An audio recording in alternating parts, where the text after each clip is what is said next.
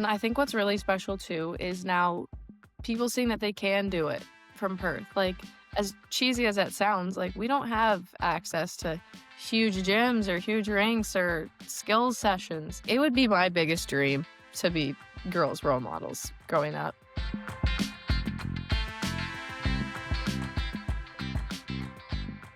Hello and welcome back to Rinkside Rundown, the podcast that brings you inside the world of women's hockey, one story at a time. I'm your host, Chris Sinclair, and today I'm thrilled to be joined by Charli Kettyle, the Perth, Ontario native whose journey has taken her from small-town rinks to Team Canada and the NCAA to an exciting next chapter in Sweden's SDHL. Charli, welcome to the show. How you doing? I'm good, thank you. Thank you very much for having me on. I am thrilled to have you here. And before we get going, I want to just acknowledge your story. There's so much we're going to cover, and I'm excited to dive in. But before we do, I do just want to say it's great to be able to connect with someone who is from my neck of the woods. So you're from Perth. I'm from Yes. Lanark. I went to high school in Perth. So I know your neck of the woods. This is fantastic. I'm thrilled to have someone, like I said, who knows my neck of the woods. Yeah, that's crazy because whenever someone asks me where I'm from and I say Perth, they're like, "Where?" So when I heard that you were from Perth, I was like, "What? I must know him then." Yeah. I get the same thing. It's where's Lanark? Yeah. It's Where? not on most maps. So that's why. Because this Interesting. is your first time on the show, first time of many, I'm sure. We need to Hopefully. find out how it all started for you. So let's rewind the tape. Let's go back to the beginning. Do you remember the first time that you really fell in love with the game of hockey? Yeah, for me, it wasn't so much a moment. It was kinda just my whole experience playing, in Perth.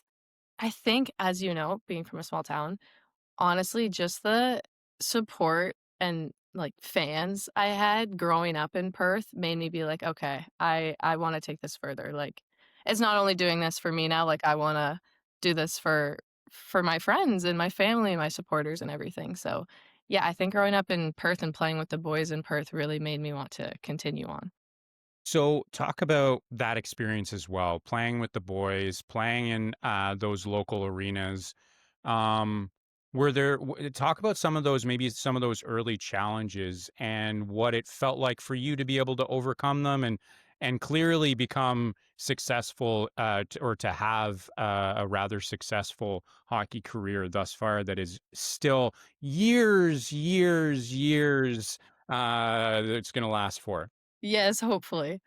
Um, when I think back on the challenges, the biggest one playing with boys in minor hockey was probably once you get to that age at 12, you can no longer like get dressed with them. I think so my biggest challenge is kind of still feeling like part of the team, even though you're not with them before or after the game, you're kind of only with them on the ice.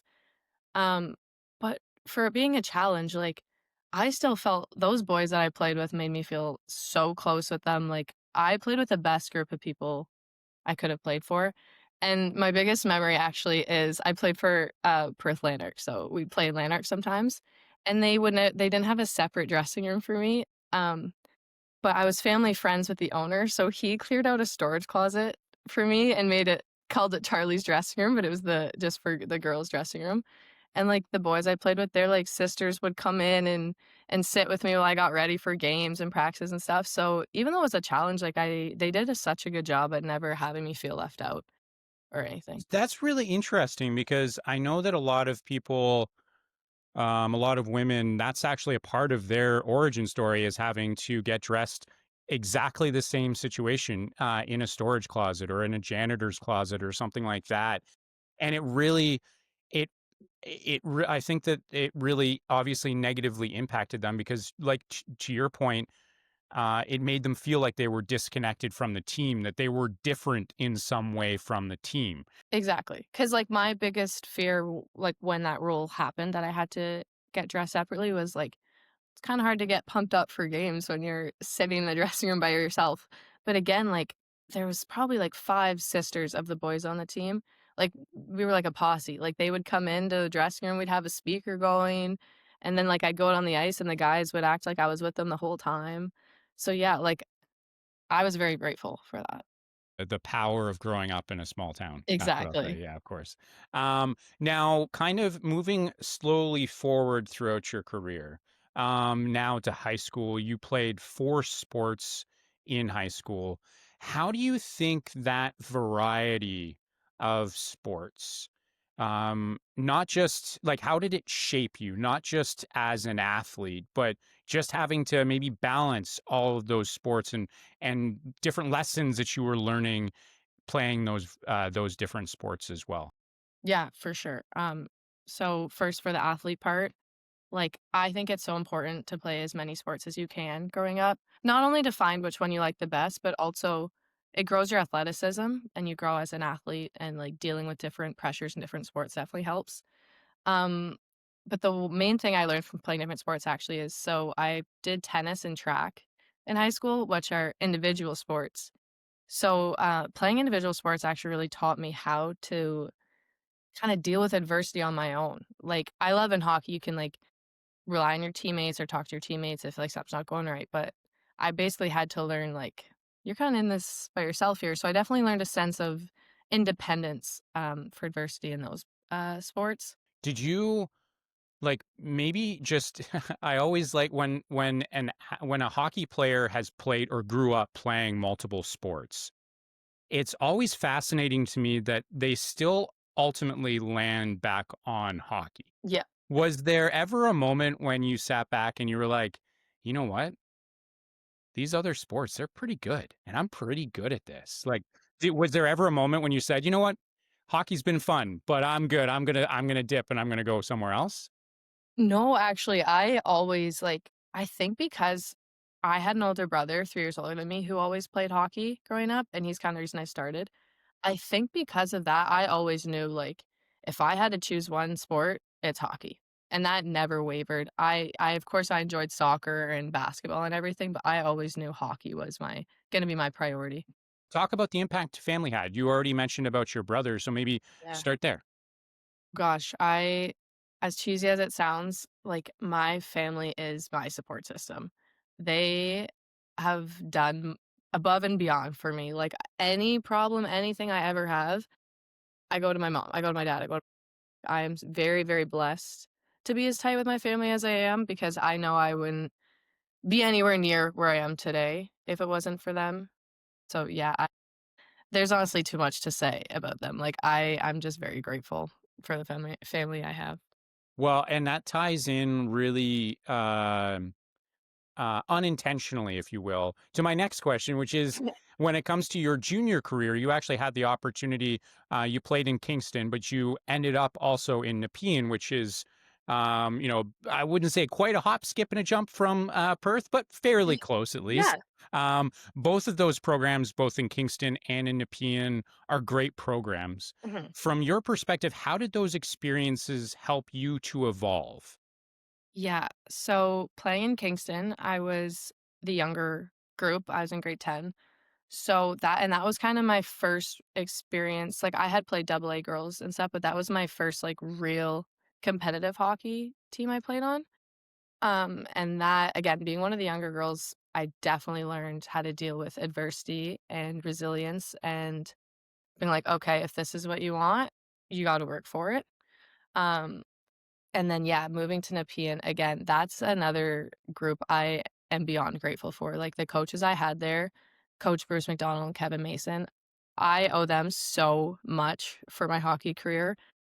Like, they changed everything for me. They put confidence in me, they, had me see the game differently.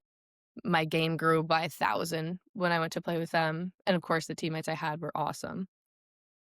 And yet, being closer to home than Kingston, I had the opportunity to have friends come watch me, or my grandparents could come, my aunt could come, so that was really, really cool being in my senior year of high school, having as many people come to watch me as they did. Yeah, and that's kind of the tie-in to the previous family question is that the opportunity I think, when it comes to sports in general, often in order to pursue your dreams, you are put in a position where you have to travel. You have to go somewhere else because a lot of the time, especially growing up in a small town, you're not necessarily going to be able to play at the level that you need to really challenge yourself to evolve as a player and obviously, as a person. So you end up having to leave and sometimes go really far away. As we're Yeah. going to get to, you're going to Sweden. It's Yeah. pretty far away from Perth. Yeah, for But sure. having that opportunity now, especially as your junior career and you began to or continue to evolve as a player and as a person, what was it like then to be able to wrap up your career, being able to do so, or your junior career rather, of course, Mhm. being able to do so so close to friends and family, and to be able to kind of show off, like, hey, look at me Yeah. now, you know?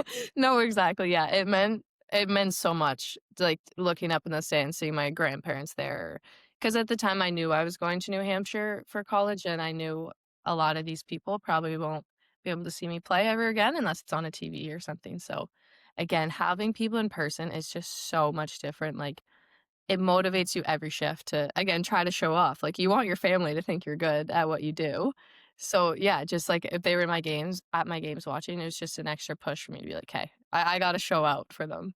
As we progress, and we're going to touch on obviously your collegiate career both at New Hampshire and at Syracuse as well, but before we get to that, I want to talk about you having the opportunity to represent your country Yeah. and your province. Yes.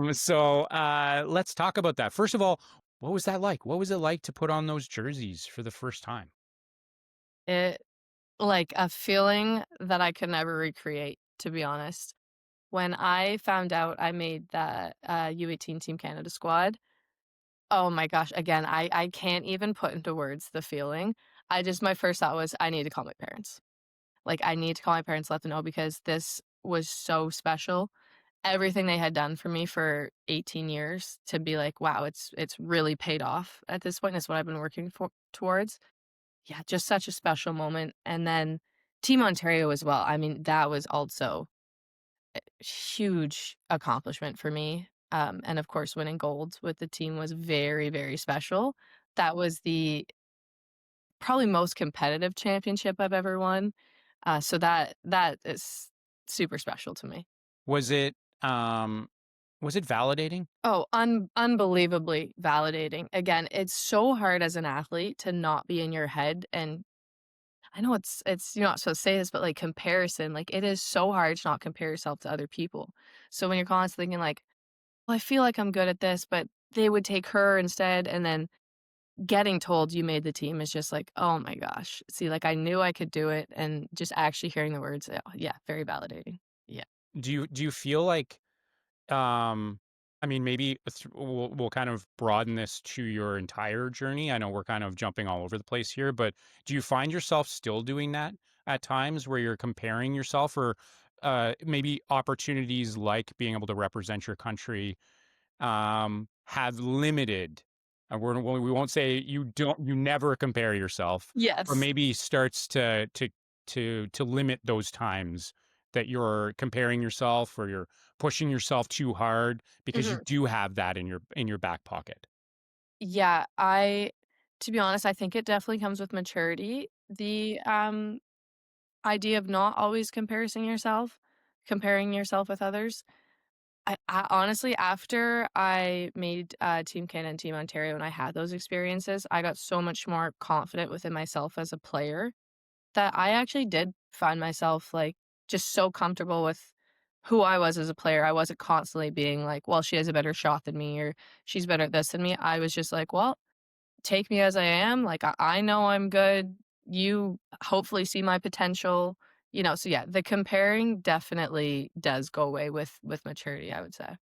And certainly helps set you up for that confidence in taking that next step into your collegiate career. But before we get to that, in just a moment here, having the opportunity to be a leader on with Team Ontario, what was that like, and what did being a part of a leadership team at, I mean, such a young age, what do you think that did for you beyond just the on ice, but also off ice, and again set you up for your collegiate career? Yeah, well, I mean, again, at that level that we were at, it's everyone's just such a good person and player, like, I you don't really have to take care of much, you know what I mean?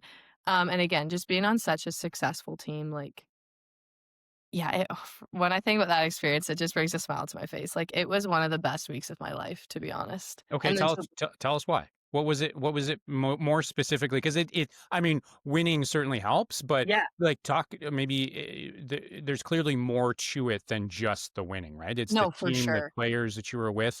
Maybe share some of those stories as well. Yeah, not only the players and teammates I had, but the coaches I had made that week so special and just so being on such like a big platform and playing games at such high stakes, the way the coaches and the girls were able to just keep everyone grounded and everyone was just calm and confident in each other. It took what could have been a very nerve-wracking and hard experience to just a fun, I don't want to say laid back, but like calm experience. So yeah, I think I wouldn't have changed a single thing about that entire week in Manitoba. This episode is brought to you by MB Performance Nutrition, fueling the next generation of hockey players. Whether your athlete is just starting out or chasing next level performance, MB Performance Nutrition has free resources to help, like a meal timing guide and protein powder buying checklist. Founded by Melissa Bufunos, a certified holistic nutritionist and former elite hockey player, MB Performance Nutrition also offers one-on-one coaching, team workshops, and more. Learn more at melissabufunos.com. That's MELISSABOUFOUNOS.com. We have alluded to it enough. Let's talk about your collegiate career. But before we do, we need to talk about what made you New Hampshire the right spot. You had mentioned earlier that you knew from even before, obviously before you graduated, that you were going to be heading to New Hampshire. What made that school and that program feel like the right fit for you? Yeah, so, for me, I did all my communication through, Coach Bill Bowes, who, again, I have so much gratitude for. He Yeah, I could do a whole other episode on him, I just really love that man.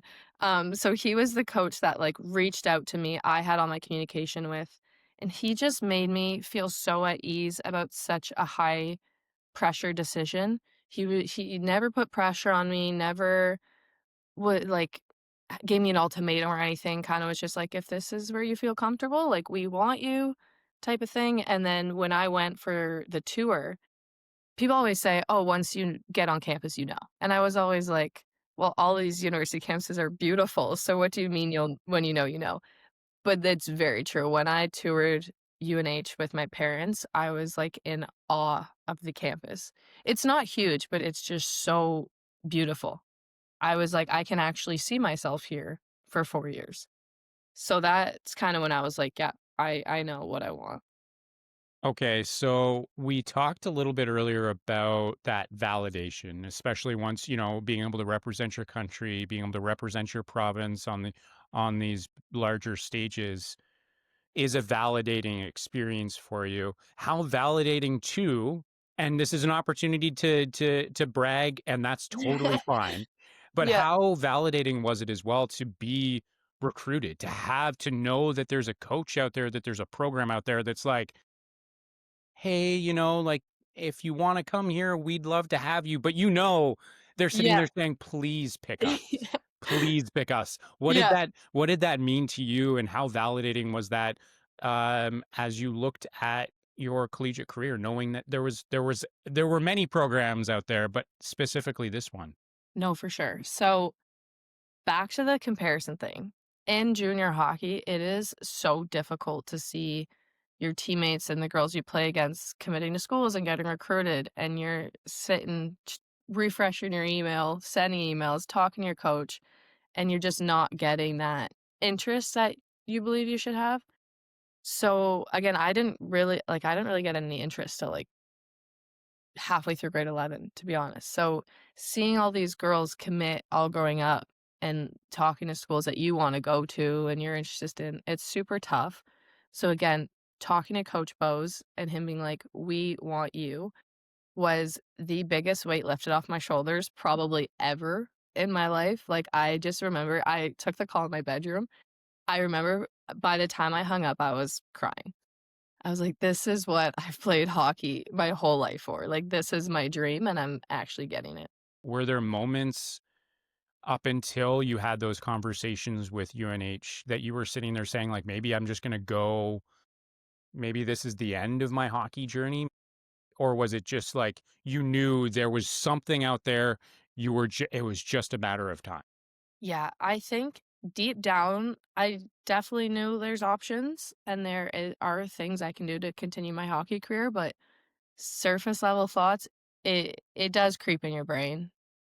Well, my brain at least, like, for sure there were a few times where I was scared that that could be the end of my career for sure, but I do believe deep down and, like, again, having my parents reassure me, I did know there were other options out there, which was very, very, reassuring. Yes, of course. So Mm, let's then talk about some of those other options.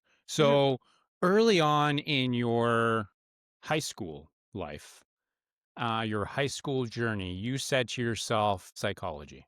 mhm. Um, what was it about that subject in particular that hooked you? Yes, so this actually, again, goes back to my family. So my, parents were OPP officers. My mom's retired now, my dad went back to work for Smiths Falls Police, and my brother's a Kingston police officer. And I think the stories they would tell or, like, the experience they would have dealing with different people from different walks of life and stuff just made me so interested in, well, why did they do that? Or what makes someone behave like that? And then I really got interested in the human behavior and the, mental side of things. Um, and I knew since, like, grade 10 I wanted to study psychology, in college and just really dive into what makes people do the things they do. How do you think, especially now that you've graduated, so your perspective may have changed over the years, even just through your collegiate career. Mhm, But how do you think psychology has helped you as a person in understanding yourself better, but also as an athlete in understanding that mentality better? mhm.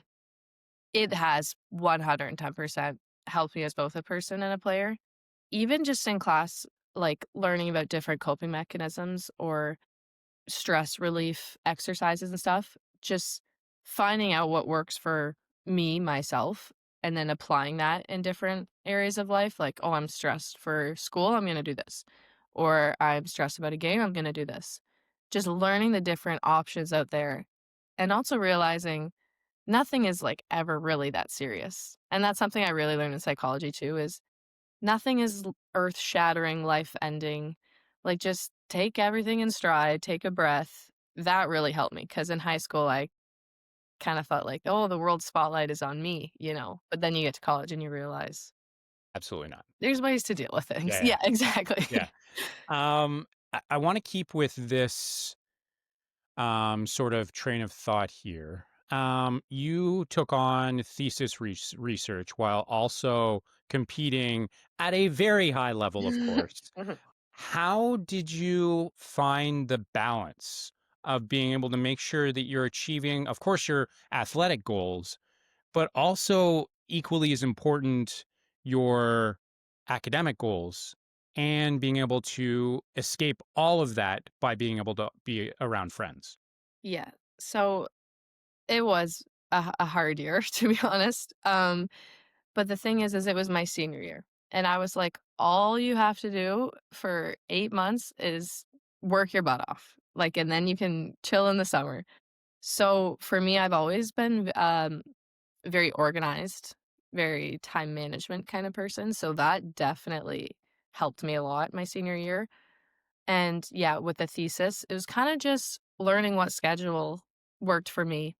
So, like, if I had practice in the morning, I'd go to my thesis at night, go out to dinner with my or thesis in the afternoon, go out to dinner with my friends at night. Like, it's very overwhelming when you think about it, but when it's day to day, it's like, if you want something that bad, you can do it. You know, like, if you really say to yourself, "I wanna do well in my thesis, I wanna have the best hockey career year of my life, and I wanna hang out with my friends," you've just like, I just found ways to make it work. And I never felt like, "Oh my gosh, this is way too much." It's just, you take it in stride. Wow, that psych major really helped you out with that mentality, I'm sure. 100%. Yeah, 100%, of yes. course, of course. I wanna give you an opportunity. You spent quite a bit of your collegiate career before moving to Syracuse. You spent quite a bit of your formative years at UNH. So I want to give you the opportunity to reflect on it. What Mhm. are some of your favorite memories of your time there, and maybe speak about how you feel that your time there has really set you up not just for this moment, but for your life. Yeah, yeah. So, when I think of UNH, first and foremost, I think of the people. I had the best group I genuinely believe I had the best group of people I could have had in the same year as me, and that's not just the hockey team, like, I was very close with my friends on the hockey team, but for me, it's just so special that I still am in contact with people that were on other sports teams or even people I didn't play on sports teams, like, people I would have never met if I didn't go to UNH and are now some people I consider my best friends. Yeah, I wouldn't change that for the world, like, the people definitely made the place for me. Um, and then for something for myself, I when people ask me this question, first word that comes to mind is independence. I very, very much learned how to be independent when I went to college. Of course, my freshman year was COVID, so, and I'm Canadian, so my parents couldn't come visit me, and for being people I relied on so much, I was now like, "Oh gosh, I kinda have to figure things out for myself now." And yeah, I still carry that. I think I'll carry that with me my whole life is just the independence I learned in college and how comfortable I actually am being by myself, if that makes sense. So, and I'm gonna do that thing that I did earlier once again and jumping forward to jump back again. So Yeah. bear with me with this one, but it ties into this. Do you think, and maybe it's a silly question, but do you think that the fact that you learn that independence, and I mean, admittedly, a bit of a crash course in learning independence, because Yep, it wasn't because you were like, I'm going to do this. It was, yep, well, I have to do this. yep. Do Swim you or think, drown. yeah, yeah, exactly. Sink or swim. Yes, Um, yeah. yeah. Do you think that, or how do you think that helped you as you're looking at this next chapter and now having to play in an entirely different country, Mhm. in an entirely different continent across the ocean? It's not just the states; it's now across the ocean. How do you think that helped you in not only in making that decision to be able to go to Sweden to the SDHL?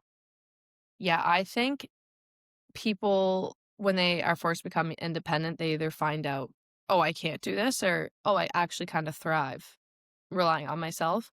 I think I quickly learned I'm one of those people that am actually very capable of doing things on my own, and with that, going to Sweden is like obviously, I'm a little bit nervous, but I'm like, anything that comes my way, I know I can just face it head on. And, of course, it's gonna be hard not being close to my parents, being a couple plane rides away because we are very close. But again, I just having that experience in college of not being near them all the time and yeah, I can call them, but it's still an 8-hour drive away. I think having that experience is definitely making me more comfortable with the decision to go to Sweden. Going back now to your collegiate career, finishing up with Syracuse, you that's where you wrapped up your collegiate career. Switching programs, especially for your final season, I'm not going to necessarily ask you to compare the two programs because I don't think that's not, I mean, you can, but I Yeah. don't know that it's necessarily fair because you went only for 1 year at Mhm. Syracuse. But moving there, um, or changing programs, transferring is never an easy move. What surprised you most about that transition? Again, going back to my previous answer about the people at UNH is I was so happy with the people there and the relationships that I built that I going to Syracuse, I was like, "Well, I'm not gonna be as close with anyone as I was at UNH." What especially being there for 4 years, but what really surprised me was how close I got with a lot of the girls within months. Some of the girls I went to Syracuse with that I only knew for a year, I knew some before I went, but some I only met this past year. I seriously consider some of my best friends. And I think that just really surprised me because I fully thought that that wasn't gonna happen. Like, it took me 4 years to build this close relationship with these people I went to UNH with. How was that gonna happen within a matter of months? But yeah, that it was a pleasant surprise. What did that teach you, or what did you learn about yourself Mhm. in that time, in that season with Syracuse? I think because I was so I don't wanna say comfortable at UNH, but because I was so used to the way it was, my decision to go to Syracuse was nerve-wracking at first, but I think what really taught me about myself is how much I embrace change and how much I actually really value it. I again, like, I was so happy at UNH, like, why switch that up? But the fact that I was able to step out of my comfort zone and go to a new school and try these new things, and if I had never done that, I wouldn't have met half the people that I now consider some of my best friends and some of my favorite coaches, you know? Like, I'm very, very happy that I was able to step out of my comfort zone and be like, "No, I wanna try this new experience." I'm thinking about the fact that, and we're going to now get to it in more in depth, but how valuable it was for you to challenge it, like you said, challenge yourself and push yourself outside your comfort zone and attend Syracuse, wrap up your collegiate career, stepping outside your comfort zone, because you're now doing that on arguably the biggest stage. What inspired that decision to go to the SDHL? So, I think I'm gonna have to go back a little bit for this answer. Again, loved my time at UNH, wouldn't change it for the world, but I did want a bit of a fresh start on the hockey front. Again, just being in one place for 4 years, why not switch it up if you have a bonus year? And going to a new school and having the opportunity to reintroduce myself as a player to the coaches and my new teammates, like, I think I was probably training the summer heading into Syracuse where I was like, "You know what? I don't want this to be my last year. I actually wanna continue to keep going. This is fun for me. I enjoy training. I obviously enjoy hockey. I wanna pursue, a professional league." And then talking to some of my friends in the SDHL, they love it there. I have some friends that play on different teams there, and they're like, why not play hockey in Europe?" Like, when you say that out loud, it's like, "Is this even real life? Playing hockey in Europe?" So yeah, it was very easy for me to decide, this is what I wanna pursue. And then having, conversations with the GM of Luleå, Oscar, and the D coach, Rosa, I immediately knew. I was like, "Yes, check my boxes. Like, this is exactly what I'm looking for. Like, hands down, this is what I want out of this experience." So yeah, very easy decision. How motivating has it been to have a new professional league and just to see the growth and the stage that women's hockey is on right now, whether it's TV, whether it's fans in the stadiums, all those sorts of things? How much do you feel this growth and this moment has inspired you as a player?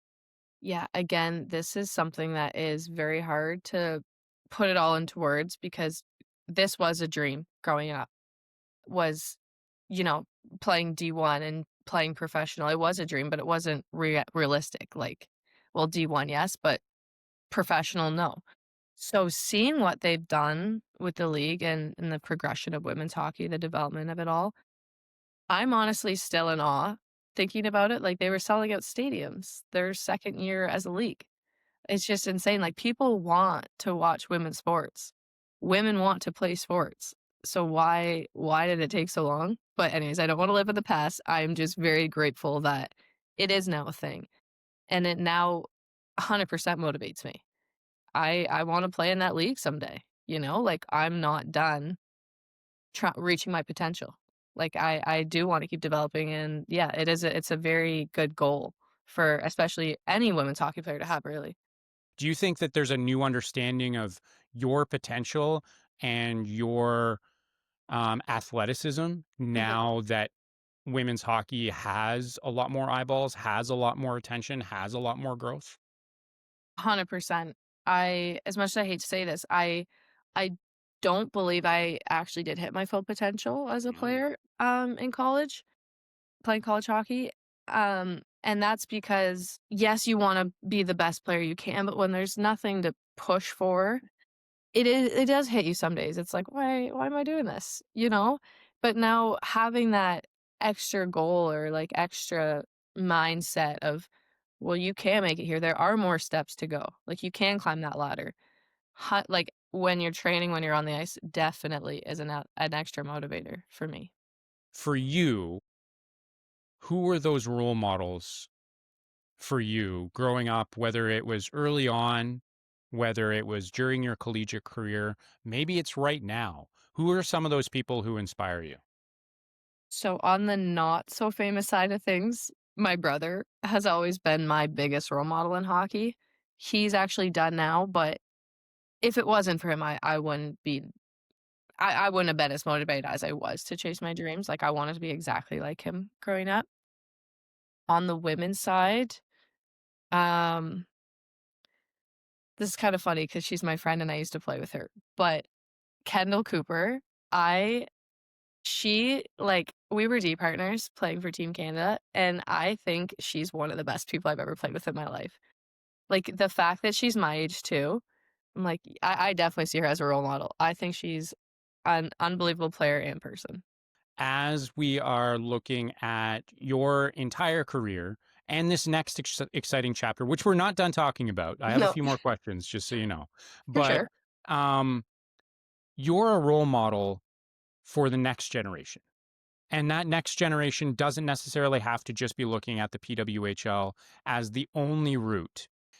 What does it mean to you now as well, knowing that there are young girls out there who are saying, you know what, I can't, I love following Charlie Kettle. I love her game. I love what she brings to the game. I want to be just like Charlie Kettle. What does that mean to you? Well, that's you just saying that out loud, like, that doesn't even feel real to me, like, the fact that people could be saying that. Um, and again, I think just being from Perth, like, having these little girls, like, I've done some autograph signings in Perth. If you told me that 5 years or 8 years ago, I would have been like, "Me? Like, people want my autograph?" Or, like, going to kids camps and showing them my Team Canada jersey and silver medal. Like, again, if you would have told me that in grade 9, I would have been like, "This Charlie? Like, people are interested in me?" So it would be my biggest dream to be girls' role models growing up. Again, I do know some girls in Perth say that about me, but even, like, to have that presence in, like, other places, like, even if someone from Syracuse is like, "I wanna play like that defense, Charlie Kettle," like, that would seriously mean the entire world to me, is having little girls look up to me. And I think you're also in a unique position because, well, like you just said, growing up in a small town, you think that, you know, it's the Torontos or the GTAs or like these big cities that are going to help to produce this top end talent, when you don't necessarily realize like there are some really great stories out there, of incredibly talented players from small towns like Perth who Mhm. are making an impact not just in their own career and at the collegiate level or in the pro levels, but also on that next generation. I mean, no pressure, but it must be an extra level of motivation when you know that there are those, you know, those little girls back home in Perth who went to your autograph sessions, who went to your camps, who Mhm. saw those jerseys, and now they're like, "You know what? I gotta step up my game because I gotta follow in her footsteps." Is Yeah. there's some extra motivation there? For sure, and I think what's really special too is now people seeing that they can do it from Perth. Like, as cheesy as that sounds, like, we don't have access to huge gyms or huge rinks or skills sessions, so I think these little girls being like, "It is possible, like, I can do what she did," is, like, it is so special.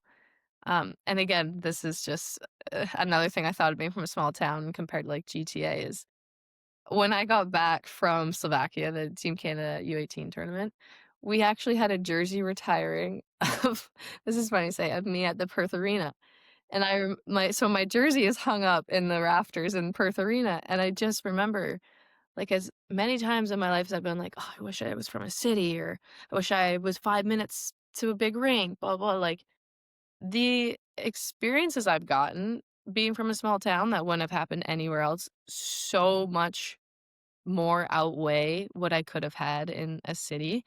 Yeah, I wouldn't change it for the world. The support is unbelievable, and it's still continuing. Like, this is another funny thing.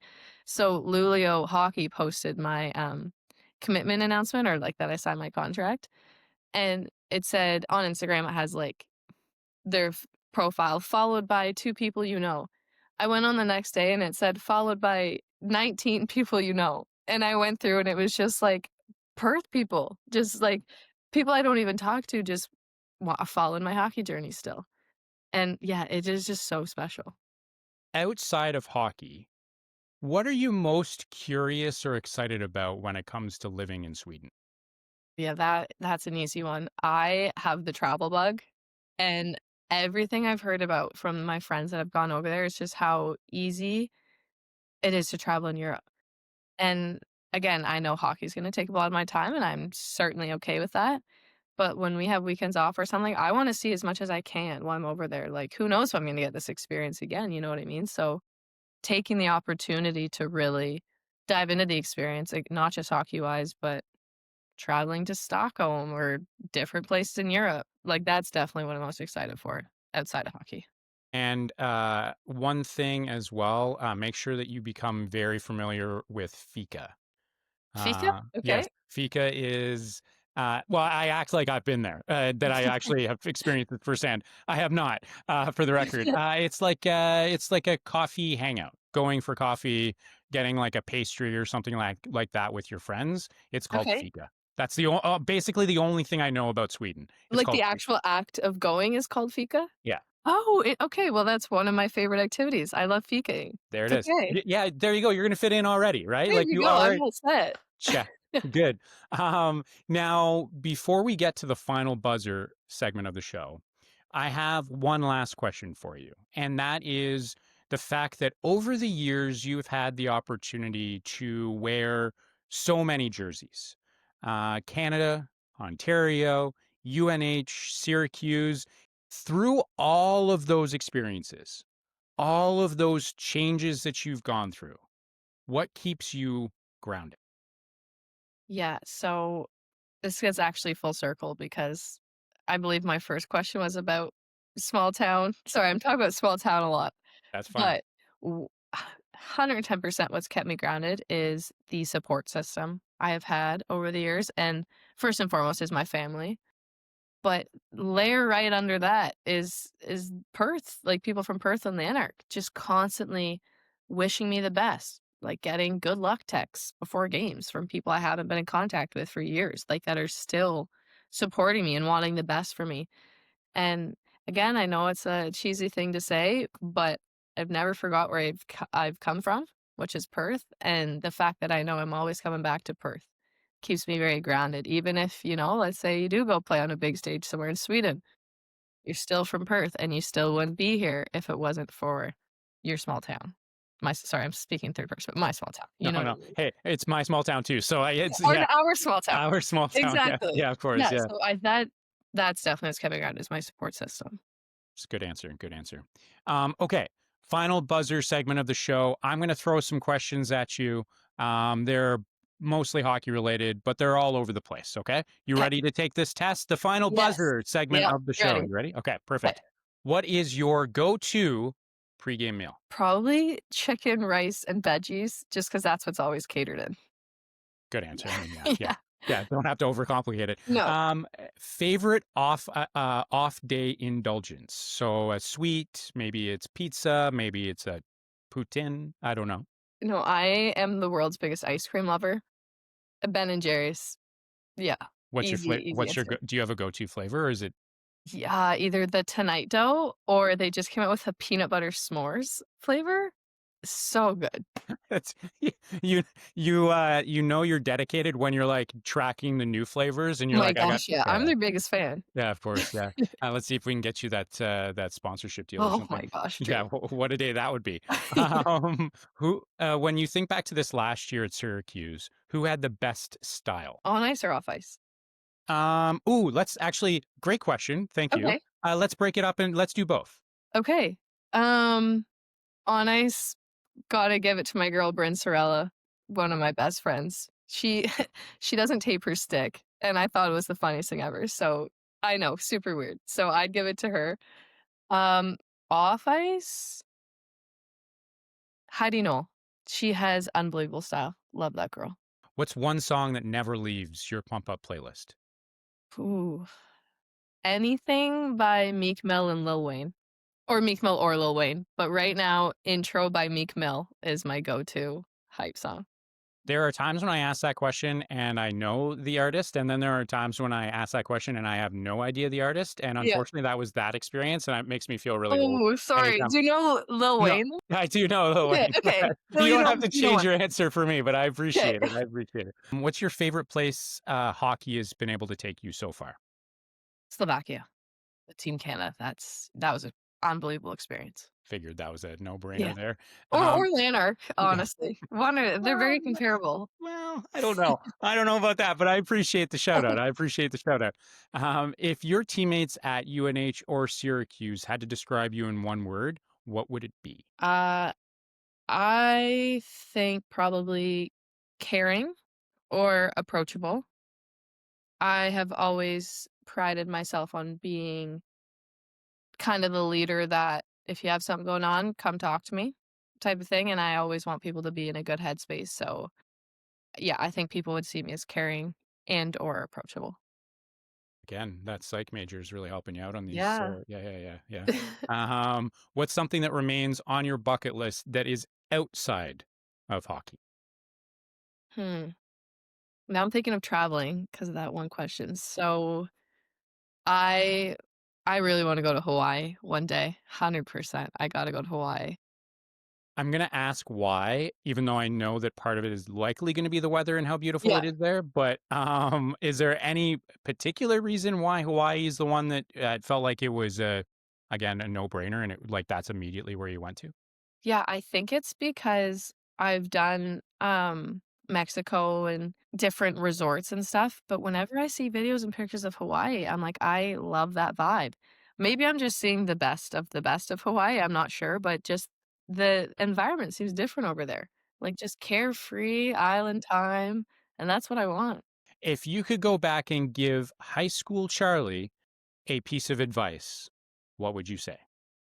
This is a good one. Again, kinda tying into one of the answer I talked about earlier is stop caring so much about what other people think of you. People are gonna love you or take you as they are or leave you. So, don't put so much pressure on yourself thinking, "Oh, what do they think of me?" Just be yourself. And if that's not good enough, then move on, you know?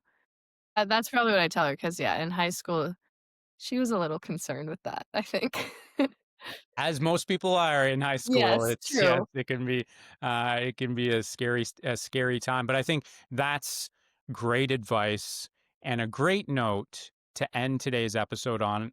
Fortunately, our conversation has come to an end, but Charlie, thank you so much for joining the show and taking us through your journey from growing up in Perth to representing Canada, leading at the college level, and now heading overseas for an exciting next chapter in the SDHL. It's been great to hear your story. I'm so excited to follow along in your journey. Thanks again for joining the show. Thank you so much. This was really fun. I did very much enjoy being on here. And yes, very excited for the Sweden adventure. Yes, we'll all be cheering you on, of Oh, course. thank you. Appreciate that. And if you enjoyed this episode as much as we both did, don't forget to subscribe, leave a review, and share it with your fellow hockey fans. Your support helps us to continue bringing you more inspiring stories just like this one from around the world of women's hockey. I'm Chris Sinclair. Thank you so much for tuning in, and I'll catch you next time on Rinkside Rundown.